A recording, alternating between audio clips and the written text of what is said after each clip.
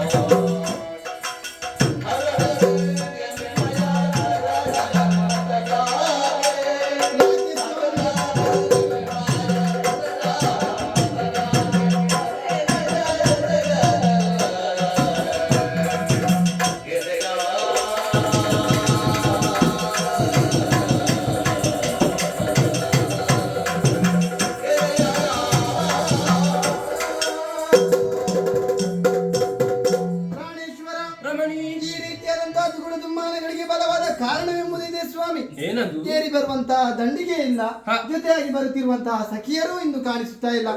ಮಗನನ್ನು ನೋಡಿಯಂತೆ ಕಣ್ಣಿನಲ್ಲಿ ಎಲ್ಲವನ್ನು ಸೆರೆ ಹಿಡಿಯುತ್ತಾ ಇದ್ದಾನೆ. ಕಾರಣ ಉಂಟು ಸ್ವಾಮಿ. ಆತನನ್ನು ಜೊತೆಯಾಗಿ ಕರೆತಂದಿದ್ದೇನೆ. ಆತ ಒಂದು ಹಠಕ್ಕೆ ಕಟ್ಟು ಬಿದ್ದಿದ್ದಾನೆ. ಏನದು? ಆತನದ್ದು ಸಾಮಾನ್ಯವಾಗಿ ಪ್ರಾಯದ ಆತನ ದೋಷ ಅಲ್ಲ, ಪ್ರಾಯದ ದೋಷ. ಪ್ರಾಯ ಪ್ರಬುದ್ಧನಾಗಿ ಬೆಳೆದು ನಿಂತಿದ್ದಾನೆ ಮಗನಾದಂತಹ ಮನ್ಮಥ.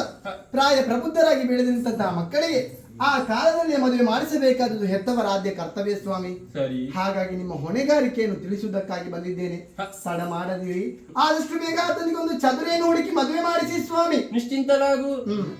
ಮಗನಾದ ಮನ್ಮಥನಿಗೆ 8 ದಿನದೊಳಗೆ ನಾನು ಮದುವೆ ಮಾಡಿಸುತ್ತೇನೆ. ನೀನು ನಿಶ್ಚಿಂತಲಾಗಿ ನಿರೀಕ್ಷೆಯಲ್ಲಿ ಇರುತ್ತೇನೆ.